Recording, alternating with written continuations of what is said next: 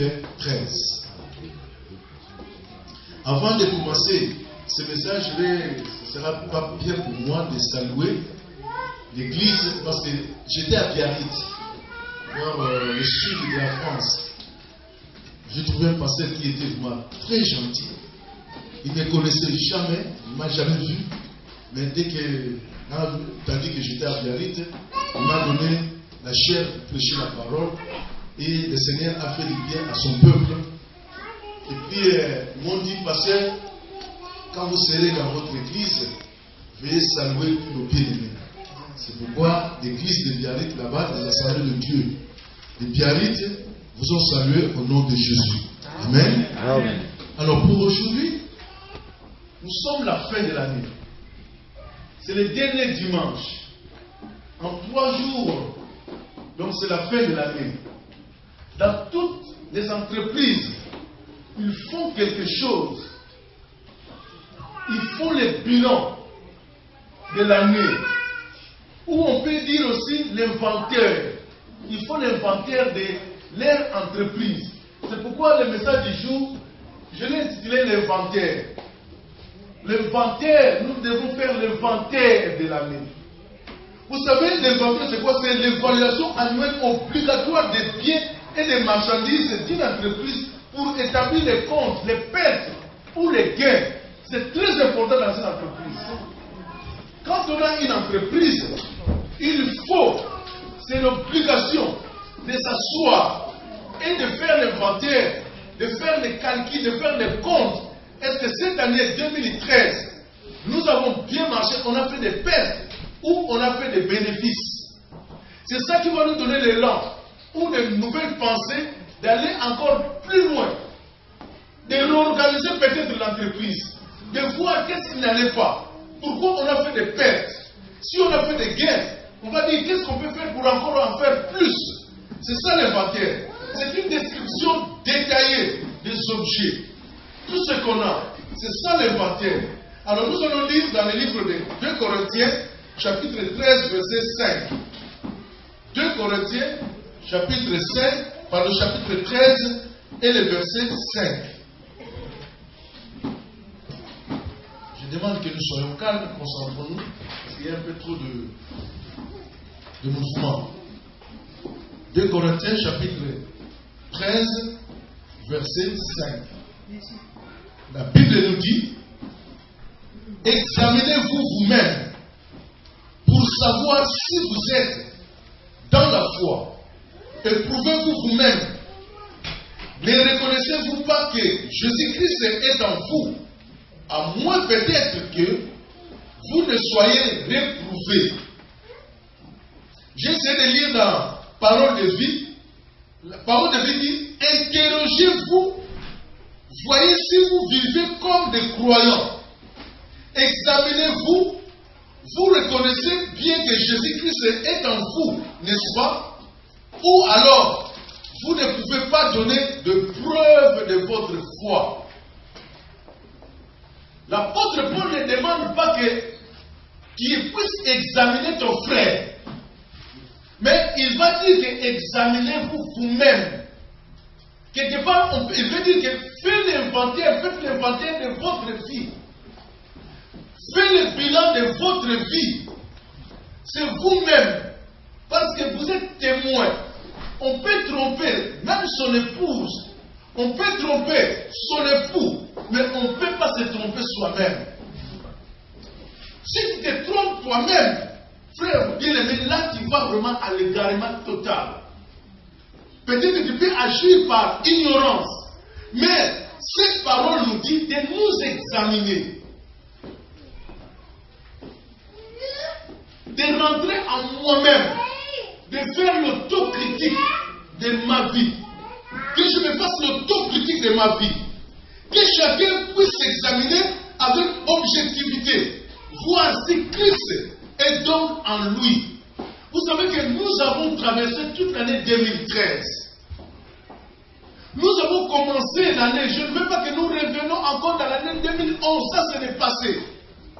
Mais je veux qu'on puisse revenir juste ces 365 jours et revoir notre vie voir si nous sommes, si tu es encore dans la foi.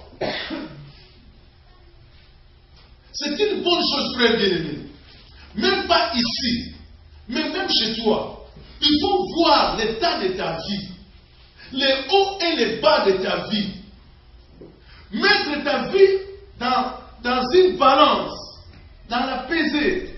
Vous savez, frère bien-aimé, il ne faut pas prendre les pesées électroniques. Il faut prendre les pesées là, comme on met dans les tribunaux. Il y a une tige au milieu et avec des poids d'un côté et de l'autre. Tu regardes les choses de ta vie. Ah, j'ai donné du pain à quelqu'un qui avait faim. Les bonnes choses pèsent. Ah, l'autre fois, j'ai manqué mon fils. Je lui ai injurié. Tu mets de l'autre côté. Et tu vas voir quel côté qui pèse le plus. Et c'est alors que tu vas conclure. Est-ce que je suis encore dans la foi ou je ne suis plus dans la foi? Pour savoir que vous êtes vraiment en Christ ou vous êtes dans la foi, Christ doit habiter en nous. Est-ce que Christ habite en moi? Est-ce que Christ se manifeste dans ma vie avec puissance? Est-ce que je mène une vie chrétienne qui est puissante? Vous savez, moi je le martèle tout le temps. Même là-bas, bien je l'ai dit, la vie chrétienne, ce n'est pas une vie communautaire. La vie communautaire, la vie chrétienne et une vie communautaire, c'était à l'époque des Juifs, où ils venaient la foi en communauté. Mais aujourd'hui, la vie chrétienne est personnelle. C'est pourquoi Christ va dire, Dieu va dire, l'âme qui pêche, c'est celle qui mourra. Mais à l'époque d'Israël, si tu pêches, ton péché peut agir sur tes enfants. Les enfants pêchent, leur péché peut agir sur les parents.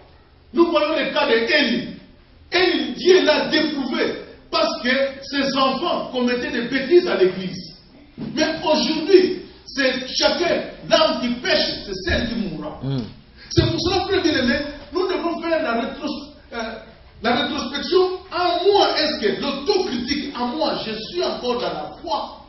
Est-ce que je menais ma vie chrétienne comme il faudrait la mener? Ou je menais une vie chrétienne communautaire? Je venais parce que, non pas parce que Christ était semé en toi, parce que Christ est habité en toi, mais il venait parce que c'était dans la vie de communauté. Paul invite les Corinthiens à se prouver soi-même, à se prouver s'ils sont vraiment dans la foi. Et il va dire que si Christ est en vous, et ce matin je pose la question, est-ce que votre vie, Christ est en vous? L'apôtre Paul dira, il va continuer à dire, si je vis maintenant, ce n'est plus moi qui vis, mais c'est Christ qui vit en moi. Si je vis, ce n'est plus moi qui vis, mais c'est Christ qui vit en moi. Est-ce que durant toute cette année, Christ vivait-il dans ta vie? La foi chrétienne est un tout. Quand nous avons reçu Christ, la vie nouvelle est entrée en nous, même dans les temps difficiles, même dans les temps durs. Mais nous devons toujours rester dans la vie chrétienne. Parce que Christ est en nous. Il y aura un renouvellement de la foi. Bien aimé, pour dire que moi, Christ est en moi, il faut qu'il y ait la manifestation de Christ dans ta vie. Les disciples, on les a appelés des chrétiens pour la première fois à Antioche. Ce ne sont pas les disciples qui ont dit que nous sommes des chrétiens. Voyez, nous sommes des chrétiens.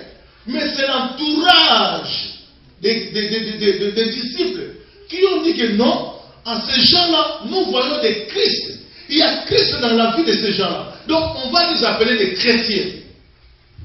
Est-ce que la manifestation de Christ se voit dans ta vie, dans notre entourage? Il ne faut jamais peser sa vie chrétienne quand on est à l'église. À l'église, tout le monde est chrétien. À l'église, tout le monde est croyant.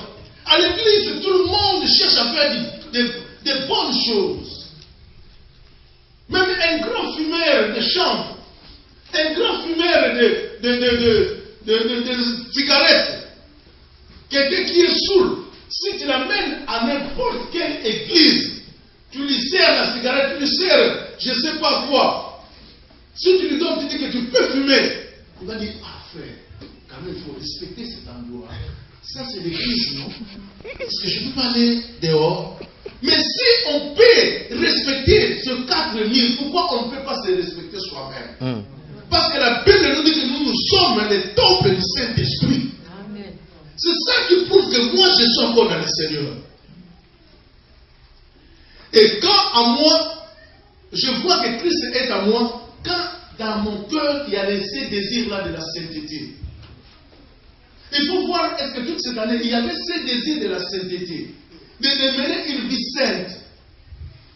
Les autres, beaucoup de gens, péché, ça ne leur dit rien. Oh, je vais demander pardon. Je demanderai pardon. C'est ça qu'ils disent tout le temps. Dieu est grand, Dieu est amour. Même si on fait ça, Dieu est amour. Il n'y a pas ce grand désir-là de la sainteté, de la sanctification. Frère bien-aimé, il y a un secret, je vais vous dire. Ce n'est même pas un secret. Ce sont des choses que nous connaissons. L'Église catholique appelle saint celui qui est déjà mort. Mais la Bible appelle saint celui qui a cru en Jésus. Amen. Dieu est saint.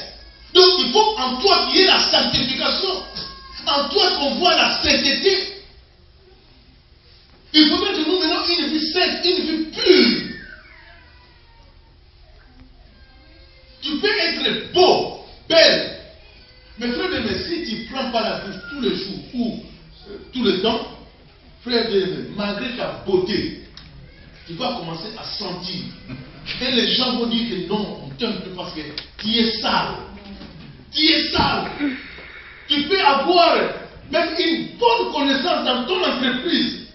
Si tu n'es pas là, rien ne peut marcher. Mais si tu commences à devenir sale, tous les jours, tu ne brosses même pas les dents, tu ne te douches pas, tu deviens sale, tu portes des habits tout sales, même la société va s'éloigner de toi, va dire que non, on ne te veut plus, mais pourquoi tu es devenu sale comme ça? C'est comme ça aussi dans la foi chrétienne, frère. On peut venir tout le temps à l'église, on peut beau lire la parole de Dieu, mais si la sainteté de Dieu n'est pas en nous, nous serons éloignés de la part devant Dieu. Nous allons nous éloigner. C'est pourquoi nous devons avoir le désir de la sainteté. Nous devons avoir la haine du péché. Chacun en lui doit manifester la haine du péché. Très bien aimé. Moi j'aime bien, il y a des frères qui disent tantôt, frère, je loue le Seigneur, j'ai calculé toute cette semaine, je n'ai pas péché. J'ai entendu des frères comme ça, et des sœurs. Toute cette semaine, en tout cas j'ai réfléchi, je n'ai pas péché. Donc, en cette personne-là, il a le désir de la sainteté et la haine du péché. Frère, même la Bible dit que fuyez l'iniquité. Fuyez, il faut fuir les péchés, frère. Nous sommes dans un monde, nous sommes entourés par les péchés. Partout où tu passes, tu peux pécher facilement, frère. Mais c'est à nous de fuir. Il n'y aura pas de raison devant notre Dieu. Est-ce que c'était ça toute l'année? Ou tu te laissais chaque fois faire? Tu tombais tout le temps. Moindre situation, tu tombes. Moindre situation, tu n'as même pas la force. La Bible dit que si quelqu'un est tenté, qu'il ne dise pas que Dieu m'a tenté. Mais avec la tentation, Dieu donne toujours la force de nous en sortir. Si tu tombes, c'est toi. Ce n'est pas Dieu. Nous devons avoir l'amour des frères, aimer vous les uns les autres. C'est ça qui prouve que moi je suis un chrétien. Ce n'est pas aimer ceux-là que vous connaissez. Même l'apôtre Paul dira que moi, vous m'étonnez. Quand vous êtes entre vous, vous savez que ceux-là que vous connaissez. Mais les païens aussi les font. Les païens les font. Amen. Amen. Si les païens aussi les font aussi. Mais nous devons avoir aimé les uns, nous devons nous aimer les uns les autres. Jésus-Christ va dire, en cela on connaîtra que vous êtes réellement mes disciples. Chaque fois je le répète ici, je le dis tout le temps ici, la foi chrétienne, la religion chrétienne, excusez-moi prendre le mot religion, nous ne sommes pas des religieux, mais excusez-moi prendre ce mot-là qui est employé tout le temps dans le monde. La religion chrétienne, c'est la religion de l'amour. Les autres là-bas, juste on écrit, on dessine Mahomet avec une tête allongée, ça crée un dégât. Révolte partout. Mais nous, combien de fois Christ, on a dessiné Christ, il est comme ça, on a injurié Christ. Mais Christ aime toujours. Amen. Tu peux dire que ce qu'elle m'a fait, frère bien-aimé, je ne peux pas le pardonner. Est-ce que toi, ce que tu as fait à Christ, ce que Christ dit, je ne peux pas te pardonner. Tu vas périr, frère bien-aimé. Quel est ce péché-là, frère?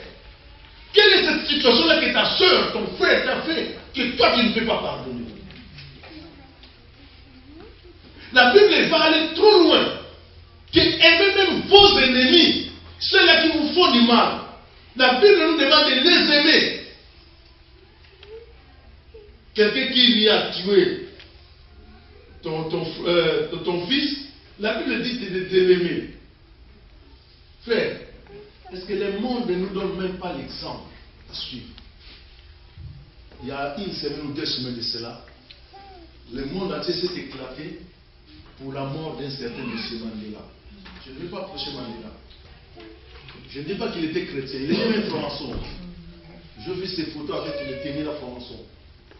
Mais c'est que le monde a loué sur ce monsieur-là l'amour du prochain. Malgré l'apartheid, malgré celui qui l'a fait condamner, ce procureur-là qui l'a fait condamner la prison à perpétuité. Dès qu'il est sorti, il faut avoir un cœur. Inviter ton bourreau sur la même table et manger avec lui. C'est vrai que même s'il n'a pas fait tout le travail, mais ce qu'il a fait quand même, on voit qu'il y a un mélange de noir et de blanc. Quelqu'un qui n'a pas agi dans l'égoïsme. Il n'était pas égoïste.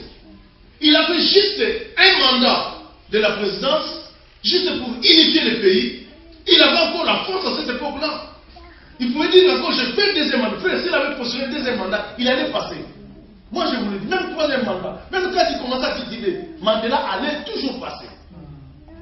Mais le jour, aujourd'hui, le monde pleure Mandela à cause de son amour. Frère, si les païens aiment comme ça, pourquoi pas nous? Si les païens pardonnent, pourquoi pas nous? Regarde cette lourde charge que tu as ramenée derrière toi, sur le dos, de la haine du prochain, de la haine de ton frère, de ta soeur. Ça te fait pas mal, frère. Dépose ce fardeau entre les pieds du Seigneur. Dis Seigneur, moi-même, je ne sais, je n'arrive pas à pardonner. Seigneur, viens dans mon cœur. Cette personne-là m'a trahi. Cette personne-là m'a fait beaucoup de mal. Cette personne-là, j'avais dit, je ne le pardonnerai jamais. Cette personne-là, j'ai dit du mal de lui, Seigneur. Mais aujourd'hui, mon Seigneur, je ne veux pas rentrer dans l'année 2014 avec la haine du prochain. Vous voulez que cet endroit se remplisse? Aimons le sort. Alléluia. Aimons-nous laisser le sort. Comment les gens viendront? Si ça fait passer nous là, et son frère, n'aime pas son frère. Comment il peut venir? Quel exemple qu'on peut donner? Éprouvez-vous vous-même si vous êtes dans la foi. La Bible dit que nous devons vivre d'une manière, mener une vie droite devant le Seigneur. C'est ça. Est-ce que je menais une vie droite devant Dieu? Je n'ai pas triché devant le Seigneur.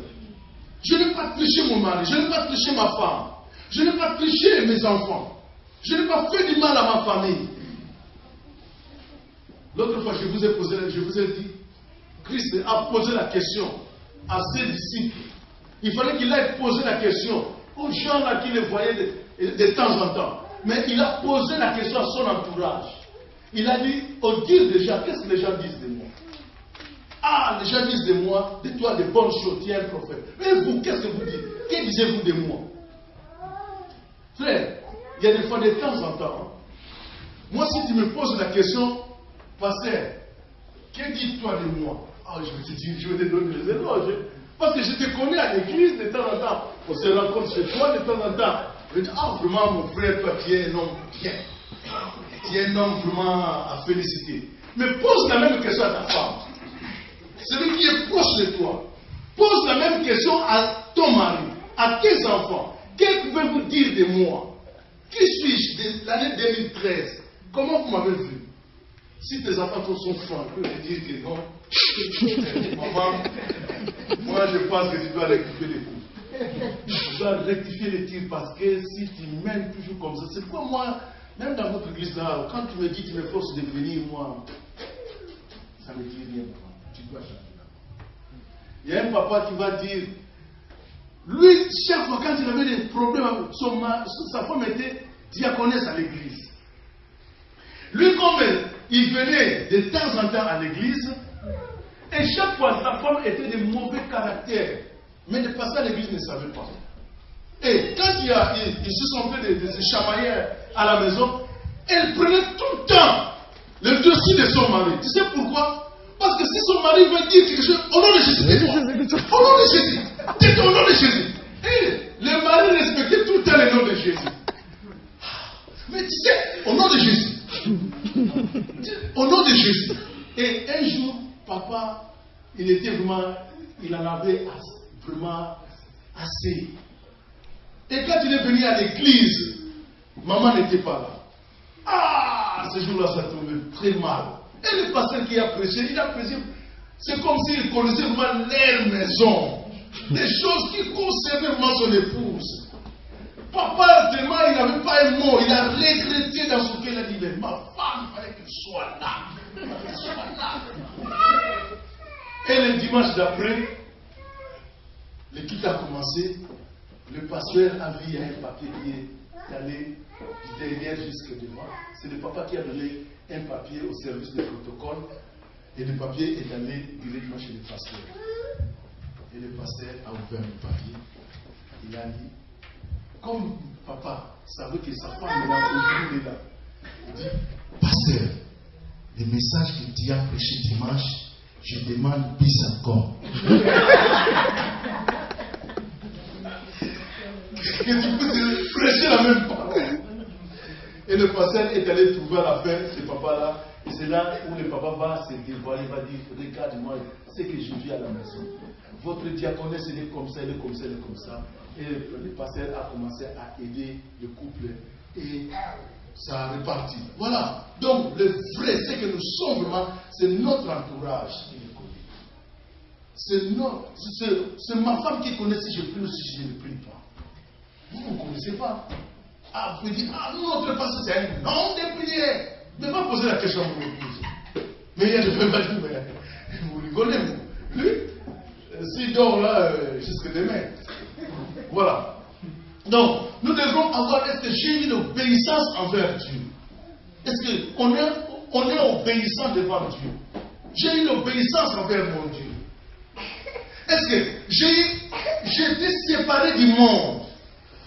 Vous savez, frère bien-aimé, c'était un pasteur qui était meneur de jeu dans cette équipe de presse. Mais il était avec les païens. Il fréquentait les païens. Et c'était le grand leader de cette équipe. Il allait au culte le matin. L'après-midi, il avait match. Et avant chaque match, il demandait à son équipe de prier. Et il priait. Voilà. Donc, mais quand la Bible dit que nous devons nous séparer du monde, donc nous séparer des pratiques qui sont exercées dans le monde. Amen. Il faut qu'il y ait une différence entre nous et ce qui se passe, ceux-là qui pratiquent, qui sont dans le monde, qui voient la différence, frère. Dans notre vie chrétienne, il est extrêmement important que nous examinons de façon systématique. Est-ce que nous sommes dans la foi? Est-ce qu'il y a le fruit de la foi en moi? Le fruit de la foi, c'est ça. L'exercice du fruit de la foi. Est-ce que j'ai un cœur qui s'ouvre facilement à l'autre? Ou j'ai toujours un cœur fermé? Faisons notre expérience avec Christ, dans la vie de Christ en nous, chaque jour. Nous devons faire des preuves, chaque fois faire des preuves. Est-ce que je suis dans la foi? La Bible dit que vous ne savez pas que Christ est en vous. Sinon, si ces choses ne se voient pas, donc vous êtes à l'échec. Il faut refaire les choses. C'est ce que l'apôtre Paul dit. Examinez-vous vous-même. Ne savez-vous pas que Christ habite en vous? Si vous avez fait votre examen de conscience, vous avez vu qu'il y a la balance tend toujours vers le mal. Donc, vous avez fait un échec, donc il n'y a pas de gain dans votre vie chrétienne. C'est là où vous allez repartir encore. Si vous avez besoin d'aide, d'un frère qui puisse vous aider, tant mieux, c'est une bonne chose. De dire, mon frère, ma soeur, aide-moi. Voilà Mon problème, j'ai ça, j'ai ça, j'ai ça. Mais d'habitude, qu'est-ce qu'on voit? Au lieu de faire l'examen soi-même, on aime bien examiner l'autre. Ah, c'est le côté-là, les chrétiens sont des spécialistes. De l'examen de l'autre, nous sommes des spécialistes. Pasteur, dans notre église, il faut faire attention à ce que nous gens. Il est comme ça, il est comme ça. Mais c'est les qualificatifs, les attributs qu'il est en train de citer pour notre frère, lui-même c'est pire. Fais attention avec cette soeur-là. Elle parle mal. Mais si tu l'entends, elle aussi elle parle mal. C'est cette soeur-là qui est en train de dire, faites attention. On a toujours tendance à se considérer droit et les autres pervers. On a toujours tendance à se considérer juste et les autres injustes. Mais la Bible de Christ va dire que toi insensé, avant d'enlever la paille, une petite paille qui est dans l'œil de ton frère, enlève d'abord le chevron qui est dans ton œil. Cela veut dire qu'enlève d'abord ce qui est en toi, frère bien-aimé. On a toujours tendance à examiner la vie chrétienne des autres. Ce n'est pas un homme de prière, tu crois que lui il prie. Il ne prie même pas. Mais toi tu sais s'il prie. Même s'il prend 2 minutes dans la prière, il connaît ces 2 minutes-là pour lui. Comment il rentre profondément dans les 2 minutes. Mais toi tu prends 40 minutes, mais superficiel. Seigneur, tu sais, Seigneur, tu sais, Seigneur, tu sais, Seigneur, tu sais. 40 minutes superficiel. Quand tu pries, tu penses à ton travail, tu penses à ce que tu vas faire demain, mais dans la prière. Bien. J'ai regardé un théâtre chrétien.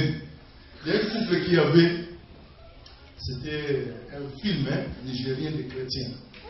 Il y a un couple, j'étais mort de rire. Il y a un couple qui avait des problèmes, ils ne concevaient pas, la dame ne concevait pas. Alors ils ont décidé de jeûner. Monsieur et madame, ils ont décidé vraiment de jeûner. Ils ont commencé les jeûnes. Et à midi, le monsieur va poser la question à sa femme, c'est à quelle heure on va finir les jeûnes? Et la femme dit, oh, mon mari, c'est jusqu'à 18h qu'il faut se poser la question. C'est jusqu'à 18h. Il va dire à son frère, regarde comment tu es fatigué toi. Moi j'ai déjà prié 10 fois, toi tu as prié 3 fois. Après sa femme va dire, bon, en tout cas je sors un peu, je vais faire une petite course et j'y arrive. Dès que la femme est sortie, le monsieur est rentré dans la cuisine, il a commencé à manger. Et le temps qu'il a commencé à manger, la dame est rentrée. Elle appelle directement, Christophe, Christophe, Christophe. Christophe ne répond pas. Et Christophe, quand il a entendu, il est allé se cacher derrière la porte de la cuisine. Parce qu'il avait déjà un gros morceau à la main. Et la femme aussi dit, Christophe, Christophe, Christophe. Christophe ne répondait pas. Christophe, Christophe, Christophe. Lui aussi va dans la cuisine. Ouvre la porte. Commence à manger. Et Christophe dit, ah, toi tu manges, donc pourquoi tu es fort? Quand la femme a regardé, Christophe aussi, il avait un gros morceau là. Tu vois? Moi je dis, mais quelle leçon! Chacun voit l'autre, il ne sait pas que lui, il est plus que l'autre, mais c'est les deux. Non! Nous devons nous-mêmes nous juger nous-mêmes. Il ne faut pas voir si juger l'autre. Si l'autre te fait toujours du mal, tantôt il faut te poser la question, peut-être c'est moi qui suis mauvais. C'est pourquoi il me fait du mal. L'autre parle tout le temps mal de toi. Peut-être tu fais des choses qui sont mal, c'est pourquoi il parle mal de toi. Vous savez, frère, il y a un proverbe qui dit, pour qu'on te respecte, il faut d'abord te faire respecter. Toi-même, il faut respecter les autres pour qu'on te respecte. Toi, tu n'aimes pas respecter les autres. Mais comment on peut te respecter? Ah, celui-là ne me respecte même pas. Celui-là ne me respecte même pas. Mais est-ce que toi, tu respectes les autres ou tu ne respectes pas? C'est pourquoi nous devons faire très attention, frère. La Bible nous demande, nous devons agir d'une manière honnête. Commencer à agir dans notre vie d'abord. Nous allons lire dans le livre de 1 Corinthiens, chapitre 10, versets 10 à 12. 1 Corinthiens, chapitre 10, versets 10 à 12. 1 Corinthiens, chapitre 10, versets 10 à 12. Je lis la Bible. Ne murmurez point, comme murmurèrent quelques-uns d'eux qui périrent par l'exterminateur. Ces choses leur ont leur sont arrivées pour servir d'exemple. Et elles ont été écrites pour notre instruction, à nous qui sommes parvenus à la fin du siècle. Ainsi donc, que celui qui se croit être debout prenne garde de tomber. Amen. Verset 12 dit que celui qui se croit être debout prenne garde de tomber. L'apôtre Paul ici parle d'Israël. Dieu a aimé Israël. Dans le désert de Sinaï, Dieu a conduit Israël. C'est Dieu lui-même qui a appelé Israël. Je vais vous ramener sur la terre promise. C'est Dieu qui les a protégés. 40 ans sur le désert. Leurs habits ne se sont même pas déchirés. Ils avaient toujours les beaux habits. Même la Bible dit que même leurs chaussures ne se sont pas usées. 40 ans de marche sur le désert. Nous, on achète, même si tu achètes une chaussure très chère, mais au bout de quelques temps, c'est usé. Mais Dieu les a gardés. Mais le mal de ce peuple-là, un jour, ils avaient faim. Dieu leur a donné la manne. Ils avaient soif. Dieu leur a donné à boire.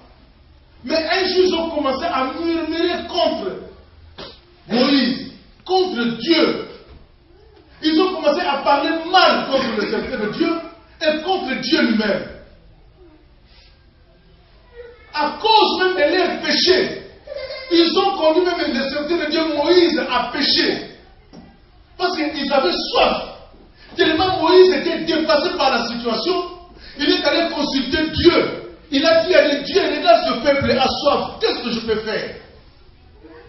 Dieu a dit à Moïse, tu vois ces rochers, va frappe une fois sur ces rochers, et ces rochers vont sortir de l'eau. Chose impossible, l'eau ne sort jamais sur les rochers. La source ne peut jamais provenir du rocher. Et une source qui va abréver tout le peuple. Moïse lui-même est rentré dans le doute. Il va dire au peuple, est-ce que vous croyez que ces rochers peuvent vous donner de l'eau? Alors que c'est Dieu qui lui a dit ça. Lui aussi, il a boudé Dieu. Il est allé lui frapper une fois les rochers comme on lui a demandé. Il a frappé 2 fois. Comme Dieu est amour, il a fait en sorte que les rochers l'eau puisse sortir. Mais il a dit Moïse, comme tu as désobéi, toi aussi tu me rendras. La Bible dit que tous ces gens-là qui sont sortis du pays d'Égypte, aucune personne qui est rentrée sur la terre promise, sauf 2 personnes, Josué et Caleb, qui sont rentrés sur la terre promise. La Bible dit que cela nous sert d'exemple. C'est vrai que Dieu les a aimés, Dieu les a conduits, Dieu les a dirigés, mais comme ils étaient déprouvés devant le Seigneur, Dieu ne les a pas rentrés dans la terre promise. Frère bien-aimé, il ne faut pas surtout compter à tout ce que Dieu a fait dans ta vie. Ah, j'ai demandé du travail, Dieu m'a donné du travail. Ah, j'ai demandé à manger, Dieu m'a donné à manger. J'avais pas les habits, Dieu m'a donné les habits. Dieu est miséricordieux. Il peut donner les habits même à un païen. La Bible même dit quiconque invoquera le nom de l'Éternel sera sauvé. Quiconque. La Bible ne dit pas qu'un chrétien qui invoquera le nom de l'Éternel sera sauvé. Même un magicien, frère bien-aimé, sur son lit d'hôpital, s'il comprend que Dieu est Dieu, il invoque Dieu Tout-Puissant, Dieu peut lui faire miséricorde et le sauver. Amen. Cela veut dire, bien-aimé, il ne faut pas trop compter sur des choses que Dieu fait dans nous, qui prouvent que nous sommes des chrétiens.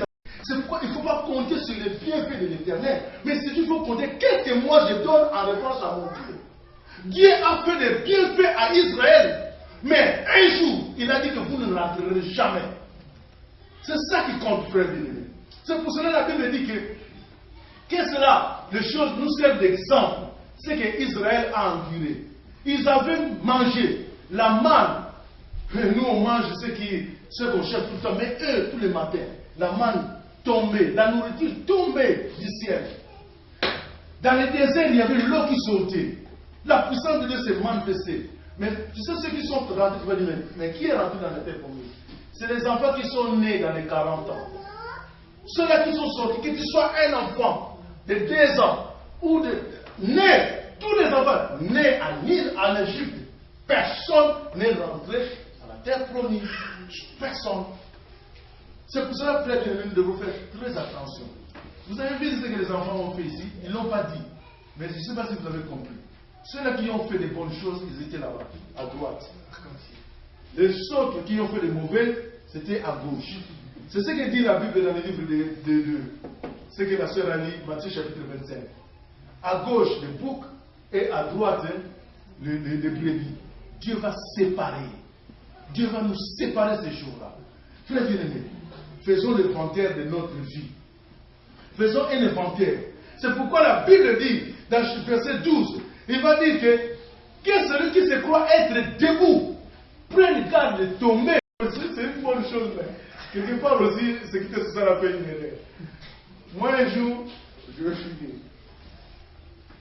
Je devais partir à Kinshasa, au pays. Mais je dois prendre mon avion le vendredi. Je dois prendre mon avion le vendredi. Or, le congé va commencer le vendredi soir. Mais qu'est-ce que je vais faire? Bon, j'ai dit, bon, je vais aller chez... Tellement j'avais beaucoup travaillé, j'ai dit, bon, directement, il faisait trop chaud. C'était mois d'août, début août. Moi, j'ai dit, bon, je vais directement chez le docteur qui m'arrête pour un jour. Je vais appeler les patrons. Et j'ai été là-bas, tellement on était familiarisés avec les médecins. Quand ils me disent, ah, mais c'est là, qu'est-ce qui se passe? Moi, je suis fatigué. Fatigué. Et tellement c'est dans ma tête, quand il a mis le tensiomètre, j'étais la tension, je ne sais pas comment on calcule ça, mais la tension c'était très haute. Dis, je t'arrête. Demain, tu ne travailles pas. Oh, si tu travailles, tu peux tomber. Tu sais, tu peux tomber. Moi, j'ai dit, quelle chance. Mais en fait, j'ai menti. Dans ma tête, c'était pour mentir. Et j'ai dit, moi j'envoie le papier chez l'entreprise. Ce n'est pas bon, frère. Est-ce que tu as été toujours ça dans ton travail ou tu as été toujours pompé dans ton travail? Il faut faire l'inventaire partout. Même dans ta façon de servir le Seigneur. Est-ce que j'ai bien servi le Seigneur ou j'avais des manquements? Est-ce que j'avais toujours ce que j'avais promis au Seigneur au début de l'année? Je l'ai fait toujours ou je ne l'ai pas fait? J'ai dit, Seigneur, je vais essayer de ramener, de prêcher la parole, de ramener les gens vers toi. Est-ce que tu l'as fait? Regarde, combien de personnes tu as ramené au Seigneur? Si tu n'as rien ramené, tu vois que tu as failli à ta promesse. Qu'est-ce que je fais? Il faut faire l'inventaire en tout et pour tout. L'inventaire, tu ne viendras pas le faire ici le 31, non. Fais-le chez toi à la maison. Un temps de recueillement, fais de l'inventaire de ta vie chrétienne, de ta famille, de ton couple, de ton travail, de tout. Peut-être que tu n'as pas travaillé. Tu peux faire aussi cet inventaire-là, comme a dit maman. C'est alors que ça peut te donner la force, Seigneur. Tu vois que cette année, c'est 365 jours, sur 220 jours ouvrables de travail, je n'ai travaillé que 50 jours. Seigneur, je vais travailler. Tu vois, parce que tu as fait l'inventaire. Mais si tu te contentes des ascédiques, frère bien-aimé, tu ne travailleras pas. Parce que tu te contentes de ça. Il faut faire l'inventaire de notre vie. Amen. Amen. Que le Seigneur nous bénisse. Amen. Nous allons baisser nos têtes et nous allons prier.